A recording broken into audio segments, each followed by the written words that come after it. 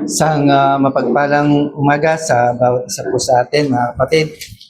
Muli ay binabati ko kayo sa pangalan ng ating Panginoon Kristo and Happy Lord's Day. Ating balikan, buksan muli ang ating Biblia sa aklat ni Habakuk. Sa umaga pong ito, ating tignan kung ano po ang magiging mensahe na dadalhin ng Diyos sa ating harapan at ating basahin muli ang kanyang salita sa verse 2 hanggang verse 5, chapter 1. And sama na rin po natin ang chapter 2, verse 4. Right? Sabi po dito in verse 2, O Yahweh, hanggang kailan ako hihingi ng tulong sa inyo bago ninyo ako dinggin, bago ninyo ako iligtas sa karahasan? Bakit puro kaguluhan at kasamaan ang pinapakita mo sa akin? Sa magkabilay magaganap ang pagwasak at ang karahasan. Laganap ang karahasan at ang labanan.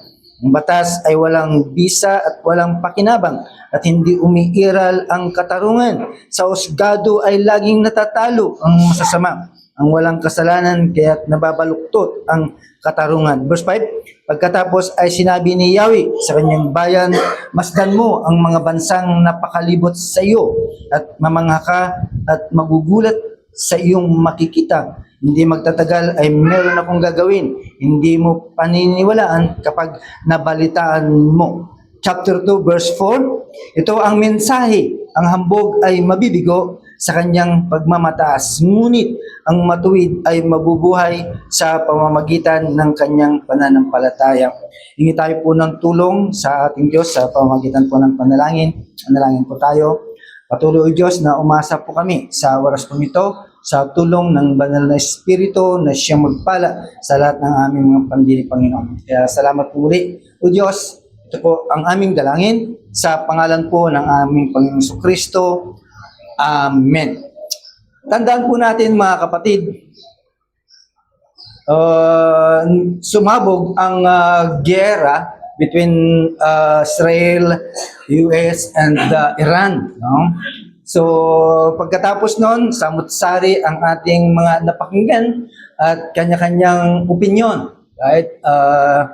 So, yung mga magagaling sa dispensationalism, ay tinuring nila na ito ay katapusan ng panahon. No? Iba naman, ay normal lang yan. Para sa atin, talagang normal po yan dahil it happens at nangyayari before at sa ngayon. Okay, kaya sa atin, walang problema po yun, pero sandaan po natin. Kapag merong ganitong pangyayari at merong sumasabog na pangyayari, lalo na ang giyera across the globe or sa ating pansariling buhay, kapag merong giyera, ang magiging tugon po natin, at ito po yung malinaw at honest cry sa ating mga puso, mga kapatid, at gano'n rin po ang iyak ni Habakuk during that time. Kaya sabi niya, Panginoon, nasaan ka? At yan po lagi ang lumalabas sa ating mga puso. Sometimes, gano'n, di ba? Pero tingnan po natin, mga kapatid, ang tanong po ito ay hindi na ito makabago. No? Ito ay ancient question. Matagal na ito. Ito ay biblical na tanong. Kapag ganyan ang ating magiging statement, walang problema kasi biblical naman eh. So it means, sabi nga nila, pwede mong hamunin ang Diyos sa mga ganitong pagkakataon. That's why si Habakuk, nung siya ay tignan niya ang kanyang bansa, naobserbahan po niya, nakita niya yung mga bagay na nangyayari sa kanyang bansa. Imagine, may mga violente na hindi na nakokontrol, no? Hindi na na-check ng mga tao pong doon. Okay? binaliktad na ang katarungan. Wala nang katarungan na dapat ang katarungan ay para sa lahat. Ito ay nabaliktad na. So, madaling salita, ang kasamaan ay parang nangingibabaw na sa kanyang panahon. So, ang nangyari, imbis na mag-pretend si Habakuk na, di, okay lang. Okay lang ang bansa namin, di ba? Sometimes ganun po tayo. Okay lang ang bansa namin, kahit mayroong gulo sa political, ay ganun lang, di ba? Pero dito, nakikita po natin yung burden ni Habakuk. Kaya diretso niyang sinabihan ang Diyos, di ba? Diretso ang kanyang pagtanong sa kanya. Now, tignan po natin yung background ng history para maintindihan po natin. No? Kasi si Habakuk ay prophecy, no? Pinag-say niya yung pangyayari. Ito ay nangyari late 7th century, no? Nung panahon pong yun. Siguro around 609 and 605 BC. So, pagkatapos nun, namatay si King Josiah. Although si Josiah ay na-promote. Pero tandaan po natin, nagkaroon po ng pagkakataon na sila po ay magsisi sa kanilang mga kasalanan. That's why ang bansang pong ito, after, no, they quickly return to violence. Pagkatapos mamatay si Josiah, itong mga taong ito, agad-agad na sila ay bumalik sa bagay na wala ng batas. No? So, nagkaroon ng injustice, nagkaroon ng violence. And of course, ang pinakamalungkot sa lahat ay nagkaroon ng spiritual decline. No? Nagkaroon ng pagbabago. Kaya ito yung nakakalungkot sa isang nasyon o bansa. Ito yung magiging ground para at least ang bansa ay lumakad pa sa anumang pagkatapos sa Diyos. Kaya kapag wala na po yun, ay talagang magulo na. Kaya itong propeta pong ito talagang distress sa kanyang buhay. Kaya direkta na ang kanyang sinasabi that there is a corruption with this own people, sa kanyang mga tao. That's why si Habakuk ay he cried out. No? Maaring ang kanyang iyak ay there is a delayed response o judgment ng Diyos sa kanila. No? Sa ganung pangyayari, ganun yun din ang nangyayari at ganun din ang iyak po natin. No? Sometimes, bakit pinayagan ng Diyos ang mga ganitong pangyayari? So, it means we need justice. No? Agad. Hindi natin alam kung ano ang gagawin ng Diyos sa pagkakataong kung ito, pero God still inireveal po niya that He is doing, right? Gumagawa po siya. Ito yung sagot po niya kay Habakuk, huwag kang mag-alala, I am working. No? Gumagawa ako, hindi lang siguro niya naintindihan o maaaring hindi niya nakita. Sometimes ganun din po tayo, mga kapatid. Akala natin walang ginagawa ang Diyos sa ating mga buhay o sa ating kalagitnaan.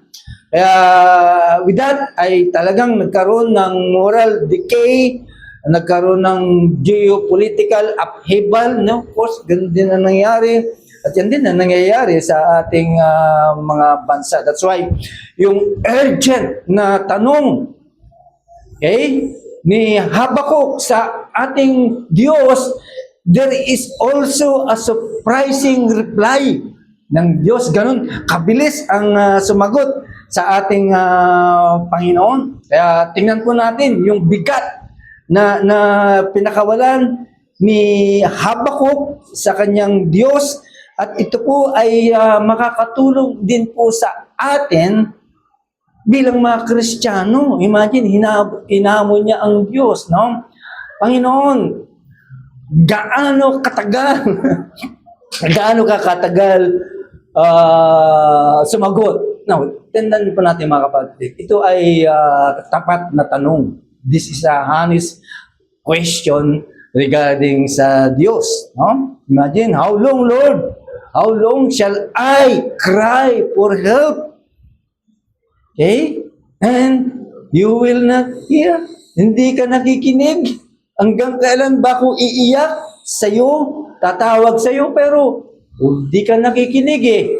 Yun po yung hamon ni Habakuk sa Diyos. Tandaan niyo mga kapatid, ang isang tapat na pananampalataya, ganito ang magiging statement natin. Diba? Ang tapat na pananampalataya sa Diyos, okay? Si Habakuk, hindi naman siya nirebuke eh. Kung mali yung kanyang hamon, dapat during the time, nirebuke siya, di ba? So, walang rebuking na nangyari. Hindi rin siya pinatahimik sa kanyang mga katanungan. So, anong makikita po natin po dito, mga kapatid? Okay? So, it means this is a biblical pwedeng gawin. No? Kasi walang pumigil po sa kanya. Now, tignan po natin yung kanyang sinabi. Okay? How long? At bakit hindi ka nakikinig? Okay? Bakit, sabi ni Habakuk, bakit ipinapakita mo sa akin ang mga ganitong kasamaan? Di ba? Bakit ipinapakita mo sa akin ang mga ganitong kaguluhan? Tandaan po natin mga kapatid. Okay? Ito yung burden natin bilang mga mananampalataya. Dahil alam po natin na galing na po tayo sa ganyang sitwasyon. Dahil tayo ay binago din ang Diyos ang pananaw po natin. Kaya yung mga nakikita po natin na nangyayari sa ating pamilya, sa ating komunidad, at sa ating bansa, it is a burden for us as a believer. Di ba? Yan po yung kabigatan. Kaya maaring, Lord, bakit mo pangyayari ang mga bagay pong ito? Yan yung tunay na pananampalataya. Hindi yan plastic na pananampalataya. Hindi yan superficial na pananampalataya. Bakit? Kasi ang tunay na pananampalataya, nakikibaka po yan. Okay? It wrestles with God. Nakikibaka ang pananampalataya po natin sa Diyos. Di ba? Yan ay hindi ibig sabihin na ikaw ay kumakalaban sa Diyos. Na ibig lang sabihin, you are not away from God. Kasi ganyan ang nating nakagisnan, di ba? Ang pananampalataya ay nananahimik na lang. Okay? Hindi na gumagawa. Pero ito yung tunay na pananampalataya. That's why kapag ganyan ang nangyari, of course, those believers, they feel na sila ay guilty kapag ganyang mayroong struggle. Pero ipinakita sa atin ng Biblia, okay, na ang isang mananampalataya, isang Kristiyano, nagtatanong po yan ng mahirap na tanong sa Diyos. Hindi yan tumutungo, hindi yan nananahimik, kundi hinahamon niya ang Diyos. He asking a hard question sa Diyos. Di ba? Yan yung tunay na mananampalataya. Okay? Kaya parang si Job po yan eh. Hinahamon niya rin yung Diyos eh. Di ba? Bakit mo itinatago ang iyong mukha sa akin? Okay? Bakit mo ko binibilang na kaaway mo? Ganun ba yung mga turing ng mga talagang mananampalataya? Well, that is a honest statement, di ba? Honest question. Kaya wala pong problema. Lalo na kapag you are under wrestling about suffering in your part, di ba? Ganyan po talaga lumalabas. Hinahamon ang Diyos So marami po tayong mga Kristiyano o mga old Christian na ganyan ang kanilang mga hamon. Si David, nagganon din po ang kanyang sinabi. How long you will forget me? Forever ba, Lord? Na ako'y kakalimutan mo? Okay? Gaano ba katagal ang pagtatago ng mukha mo sa akin? Okay? Gaano ba katagal ang aking kaluwa na humingi ng pabor sa iyo? Okay? While I am sorrow, di ba? Nalulungkot ang aking kaluluwa araw-araw kailanman. Okay? So, iyan po yung normal. Iyan po yung talagang makikita po natin. Kapag ang pananampalataya po natin, talagang lumalaban po yan. Nagtatanong po yan. Okay? Kaya hindi po masama na tanungin, lalo na kapag ikaw ay nasa kabigatan, di ba? Yan po lagi ang lumalabas po sa atin. If we are in a burden, talagang hinahamon at tinatanong po natin ang Diyos. Okay? Hindi naman yung mahalaga po doon, yung ikaw ay nagtanong. Ang mahalaga po doon yun, yung dadalhin mo sa Kanya. Ang mahalaga po doon, sinabi mo kung ano yung kabigatan mo. Di ba? Yung mga unbeliever always complaining about God. Diba? Nagko-complain po sila. Pero sa mananampalataya, hindi complain. Kundi ito ay iyak sa Diyos. Sa kanila talaga, magko-complain sila. Right? Araw-araw nagko-complain. Pero tayo, bilang mga mananampalataya, iyak sa atin, sa Diyos. At yan yung tinitignan ng Diyos. Kaya nga nagkaroon kaagad ng switching. Sinagot kaagad ng Diyos ang katanungan ni ni Habakuk. Kaya nung makita niya talaga yung bigat ng kasamaan sa kanyang bansa, talagang he was disturbed sa kanyang mga nakikita. Imagine, sa kanyang bansa, tinuringan pa naman tao ng Diyos, bansa ng Diyos, pero talamak ang mga violente do. Andun yung mga strife, andun yung mga injustice. At higit sa lahat, inerbert nila ang batas. Binaliktad. Ayon sa ating text. Now, sa ating kinalalagyan ngayon, ay marami po tayong kabigatan, no? Dahil, of course, nagtaasan po lahat. And that is our burden para sa mga mananampalataya. We feel deeply what happened, no? Sa ganitong pagkakataon. Diba? Pero mas malala doon, ng panahon po ni Habakuk. Dahil imagine, may mga murdering na nandoon. So it means this is a turmoil. Okay? Yung nangyayari ngayon, magamat siguro, ano pa lang yan, baka paapyaw pa lang yan, pero turmoil na yan sa iba't ibang bansa, di ba? Basta wag lang ma-displace ang pamilya, no? Sama-sama pa rin po tayo kahit ano ang mangyari. Ibig sabihin, lilipas din po yan. Okay? Pero dito sa pagkakataon pong ito, maaaring tanong ni Habakuk, Lord, why? Bakit? Bakit? Yun ba ay, kapag ganun ba ang ating turing sa Diyos, yan ba ay kahinaan ng pananampalataya? Kapag tinanong mo ang Diyos na bakit, yan ba ay kainahan ng pananampalataya? O yung pananampalatayang yan, it is a compassionate faith. Yeah? Dahil, of course, you are burdened. You are burdened sa mga nangyayari. Di ba? Parang, andin po yan. We are concerned. Diba? Pero, ganun pa man.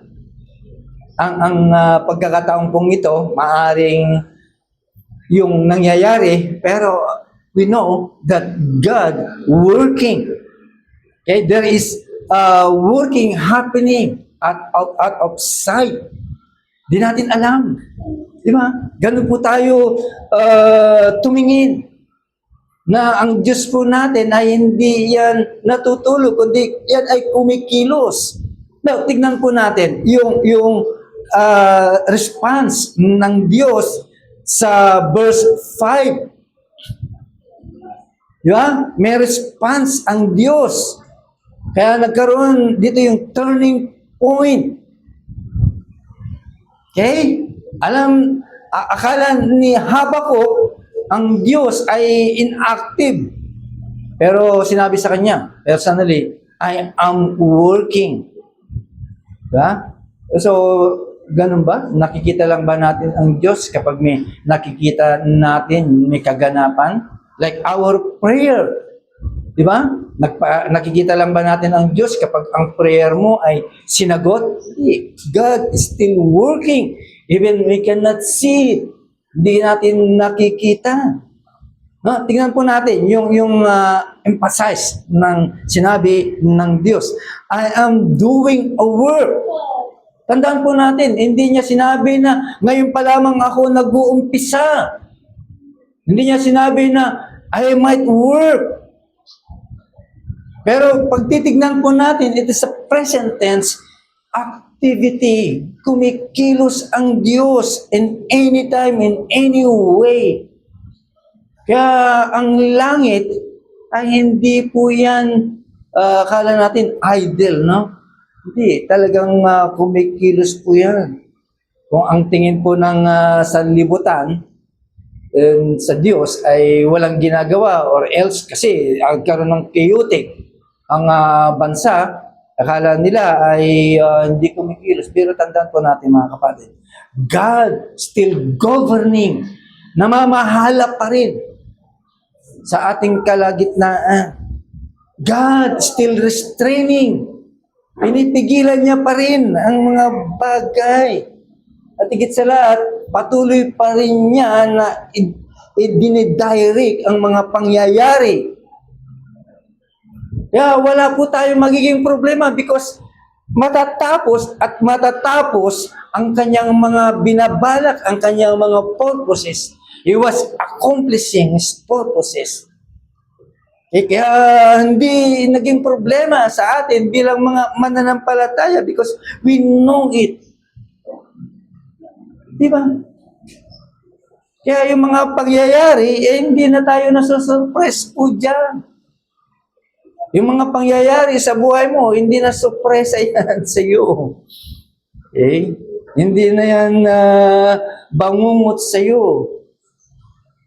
Okay? Kaya yung mga pangyayari, it is a divine supervision. Hindi yan out of control. Supervision po ng Diyos po yan. Bakit? Kasi gusto niyang mabulaga ka. That's why God on work para mabulaga, ma-surprise, ma-shock ang mga Kristiyano. Di ba? What's the reason? Kasi yung pananampalataya mo, maaring nagkukulimlim yan. That's why God working in a mysterious ways para bumalik ulit. Yung mabuhay ulit yung ating pananampalataya. Kaya dito, there is a shocking, often shock sa mga Kristiyano. Eh? Then sabi pa niya, you would not believe. Bakit? Di ba? Kasi yung pamamaraan ng Diyos ay hindi katulad ng pamamaraan po natin. Kaya ibang expectation. Okay? Kung tumitingin po tayo sa ating pamamaraan, ay hindi natin makikita yung pamamaraan ng Diyos. Kaya dito sa kaso ni Habakuk, no, ginamit niya ang Babylonian, samantala yun yung umaapi sa kanila. So it means, sa ating mga Kristiyano, gagamitin niya ang burden, problema mo, para masyak ka. Okay? Like, gusto niyang masyak ka because ito yung kanyang judgment. Shock, it is the instrument of God's judgment. Instrumento ng Diyos po ito. Okay? Lalo na kapag nagulat po tayo, alright, sa mga pangyayari. Diba? Kaya tandaan po natin mga kapatid, sa pagkakataong pong ito, na ang kasulatan ay patuloy lamang na tinuturuan tayo ng Diyos sa kanyang pagiging soberano. Ginamit niya ang Babylonia bilang pamalo at madisiplina ang bayang ito dahil sa kanilang kasalanan. Dahil sa patuloy na kasalanan na umiiral sa kanilang bansa. So it should be, ganun din ang mangyayari sa bawat individual po sa atin. Bakit merong gustong ipakita ng Diyos sa iyo? Lalo na kapag nalilis na po tayo. At meron siyang nais ipakitang katotohanan. Di ba? Kapag tayo ay lumiliis, God wants to work always righteous sa harapan po natin. Kaya kapag kinakastigo ka na at sinasabihan ka na ng kapatid mo, lumiliis ka na, bumitaw ka na dyan. Pasalamat po tayo dahil gumagamit ng Diyos ng means para tayo ay kastiguhin. Di ba? Paano kung i-apply ng Diyos yung nangyari doon sa mag-asawa during the time in Acts, di ba? Nakakalungkot po naman. Kaya tandaan po natin, God work is always righteous. Kahit hindi po yan komportable, ay pamamaraan pa rin ng Diyos po sa atin. Kaya masaktan na masaktan. Di ba? Kapag nasaktan ka, pasalamat ka. Tumatalab pa ang salita ng Diyos. Di ba? Pero kung nagagalit ka, ayaw mo ng patama. Kapag nakarinig po tayo ng mga pagtatama at nasaktan po tayo, delikado pa dyan. No? Delikado po tayo dyan. Kaya tandaan po natin, always not comfortable ang pagtatama po ng Diyos. Di ba? Minsan nga, pinipermit ng Diyos na magkaroon ng gulo sa bawat nasyon, gulo sa bawat simbahan, gulo sa bawat Kristiyano. Why? Because nais niyang turuan na ang mga taong ito ay magpakumbaba. Imagine, ginagawa ng Diyos po yun sa kanyang mga tao to humble you. Right? Para lalo ka pang lumapit. At higit sa lahat, para ma-expose yung kasalanan na meron ka. Kaya ginagawa ng Diyos po ito. Para ikaw ay magsisi, magising ka sa pagsisisi. Di ba? Para lalo pang maisulong yung plano niya na pagliligtas sa bawat isa po sa atin. Kaya mga kapatid, if God is silence, na akala mo ay silensyo ang Diyos sa'yo, let's be careful. Okay? Na yung pagiging silensyo ng Diyos, baka sabihin po natin, it is a God's absence. Di ba? Baka yan po yung ating sinasabi. Okay? Kaya yung nangyari, alam po natin, maraming mga nag-a-assume. Akala nila God's not in control. Okay? Lumalaganap ang kasamaan.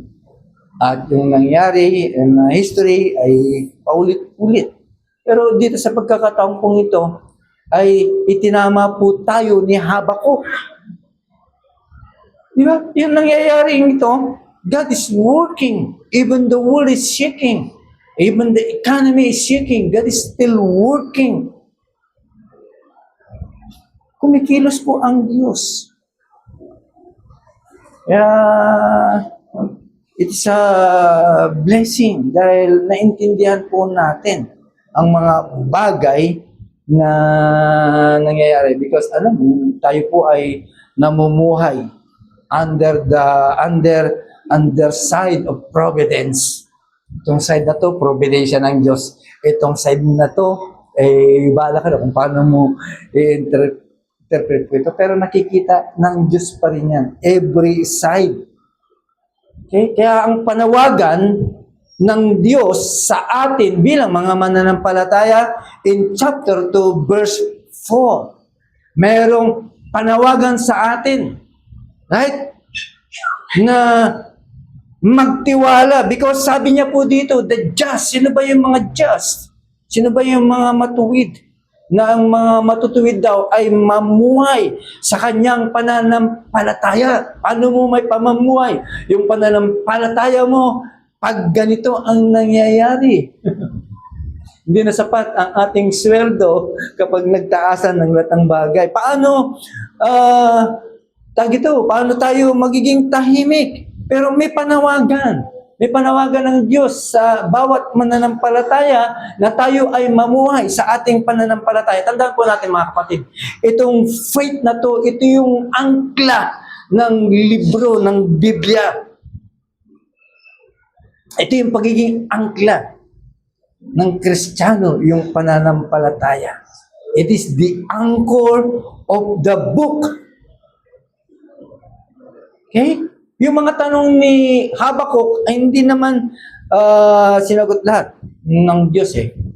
Bawat tanong ni Habakuk sa Diyos ay hindi naman sinagot ng Diyos. Ano ibinigay ng Diyos sa kanya?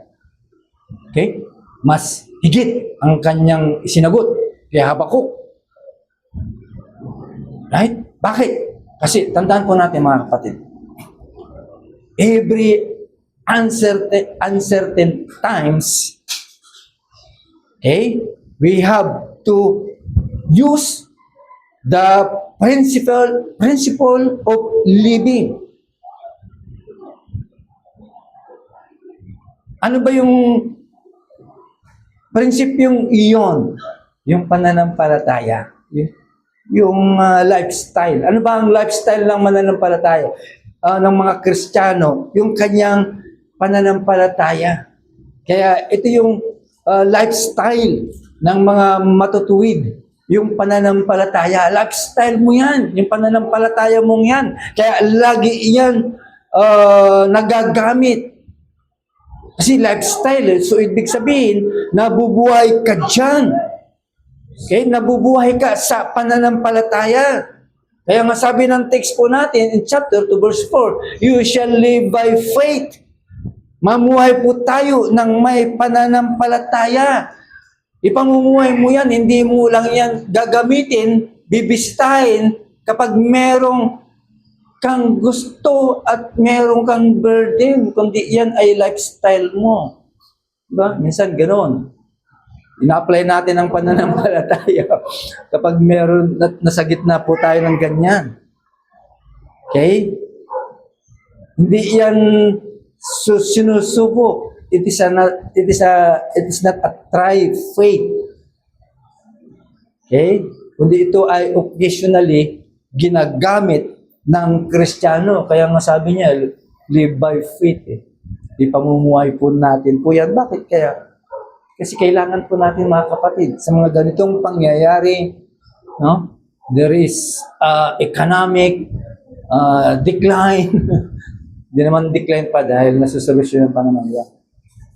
Siguro sa kanila, economic decline. Pero abot po tayo dyan. Pero hindi tayo abutin ng Scud missile ng out of okay. Maliit lang yung malapit lang yung kanyang sakop eh. It's about 1,500 yung kilometers. So layo ang layo natin between Iran, Philippines is almost 70,000 I think. Kaya ang layo. Kaya maraming mga fake news eh. Titirahin daw tayo. Kaya tingin mo, kung wala kang pananampalataya, talagang ganun na mangyayari. Di ba? Kaya salamat sa pananampalataya na pinagkaloob po sa atin. Kaya pamuhay mo ang iyong pananampalataya. Live by faith. Kapag dumating ang mga ganitong pagkakataon, kapag lalo na ay merong delay, delay sa iyong panalangin, delay sa inyong kahilingan, pero ang magiging postura dapat ng Kristiyano ay magiging steady po siya. Nananatili ang kanyang pagtitiwala sa Diyos. Bakit? Kasi yung pagtitiwala mo ay nakasandig sa karakter ng Diyos. Hindi lang yung pagkakataon na meron kang pinaniwalaan because God answer your prayer. Yun na yun. Hindi. Nakasandig nakaangkla ang ating pananampalataya because alam po natin kung ano ang karakter ng Diyos. Kaya yung pananampalataya mo talagang magtitiwala sa karakter at ano ang uri ng Diyos na meron po tayo. Kaya nga naharap po natin yung mga visible circumstances, di ba? Alam po na natin kung paano harapin. Ay yung mga invisible circumstances, inaharap na nga natin. Kahit hindi pa nangyayari. Okay? Pero down, no? Papunta pa tayo sa chapter 3, makikita po natin yung response ni Habakkuk. Okay? From questioning God, he moves to worship God. Sana ganun po tayo. No? Lalo pang mag-aalab ang ating paglilingkod at pagtitiwala sa Diyos. Kaya ano ang nangyari? Hindi yung circumstansya ang dahilan. Okay? Ano ang kadahilanan na nagbago ang kanyang pananaw sa Diyos? Tandaan po natin mga kapatid, kahit magkaroon dito ng kapayapaan, ay hindi lahat ng bagay ay matatakpan niya po yan. Di ba? Kahit sabihin mong, mapayapa na rin ang tao. Hindi. Okay? Ang kapayapaan yun, alam mo kung sino yung may control. Yun yung tunay. Di ba? Kapag alam mo kung sino yung may control, alam na po natin. Magtitiwala na po tayo. Kaya para sa ating aplikasyon, mga kapatid, dalhin mo ang iyong kabigatan because that is the honest. Yan yung totoo. Bring to God. Honestly, bring to God. Okay? Kung si Habakkuk nga umiyak, kaya aralin natin kung paano din umiyak sa Diyos. Okay? Kung yan ay sa pangyayari ay nagbigay sa iyo ng kabalintanuan o confuses sa ganyan o something na ikaw ay nag-aaral, do not suppress your question. Huwag mong pigilan. Okay? At git sa lahat, huwag kang magkukomplain sa tao. Dalhin mo sa Diyos. Or huwag ka nang manahimik. No? Ayun kasi yun nangyayari. Kundi tumakbo ka sa Diyos. Yan ang solusyon. Okay? Tumakbo ka sa Diyos at dyan dalhin mo. Dahil hindi naman ma-open ang Diyos. Di ba? Hindi na-open ang Diyos. With those reverent question. Iniimbitahan nga niya eh.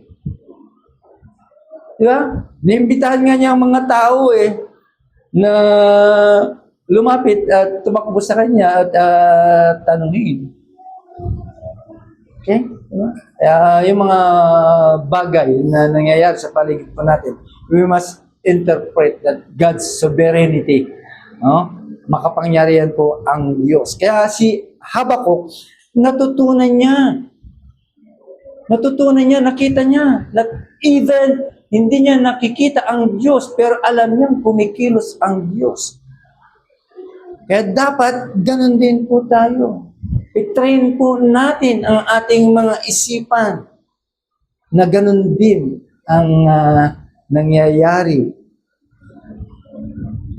Kaya kapag nakabalita po tayo, balita naman to. Kaya, ayun. Kaya sa atin, bilang mga Kristiyano, ay talagang walang panic na nangyayari. Kasi nire-reject na natin kagad yung mga bagay na yan. Kaya walang panic. Okay? Walang panic because we know that we preach the truth in our heart. Diba? Yun. Ito yung alam ko na ang Diyos ay soberano, control ko na. That's why you are preaching yourself with truth. Yan yung dapat maging po natin. No? Dahil dapat makita po natin na ang Diyos ay nasa kanyang trono pa rin. That He is in control. Ibig sabihin, nasa trono po siya. Kaya mga kapatid, bilang hamon, dapat mamuhay po tayo sa ating pananampalataya, sa Panginoon. Ang ibig sabihin po nito, okay? Ano ba yung mamuhay sa pananampalataya? Na ibig lang sabihin, umaasam po tayo ng kaagarang pagsagot ng Diyos. No, we have to train na kahit ma-delay, okay? Even when the answer is delayed, di ba? Yun yung pag-train sa ating isipan, sa ating mga puso, yung ating pananampalataya, na kahit ma-delay ang mga kasagutan ng Diyos sa atin, okay? Na ibig lang sabihin, kahit unclear sa atin ang kinabukasan, which alam naman po natin kung ano yung magiging consummation bilang isang Kristiyano, pero yung between, no? Ay hindi po natin alam, clear po sa atin, pero naniniwala po tayo mga kapatid. Nananangan po tayo sa ating Diyos.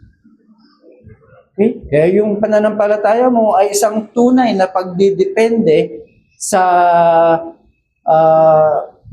karakter ng Diyos. Okay? Kaya isang malaking testimonya sa atin bilang mga Kristiyano. Okay? That we are, sabi nga nila, itong mga taong to talagang matitibay. Nang ibig lang sabihin, they are steady Christian. Even the time is uncertain. Kahit hindi unstable ang daigdig, pero nanatili sila. Kaya nga angang-angang ang mga tao sa mga Kristiyano. Dahil kahit ano ang nangyayari, ay talagang tumatawa pa rin ang isang Kristiyano, right? Kaya yun yung nagagawa ng ating pananampalataya. Kaya bilang hamon, para sa atin, ay tanungin po natin ang ating mga sarili. Ano ba yung meron sa ating mga buhay ngayon na it requires trust in God. Di ba? It requires trust in God. Run to Christ. Okay? Lagi tayong tumakbo sa ating Panginoong Hesus. Why? Dahil siya lamang ang ating tunay na tagapagligtas in every situation. Kaya dito, tinuruan po tayo ni Habakuk na ang isang mabuti at mananampalataya, he must live by faith. Right? Na ibig lang sabihin,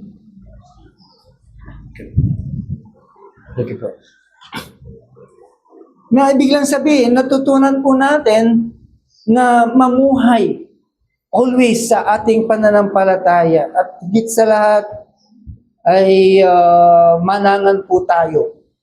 Right?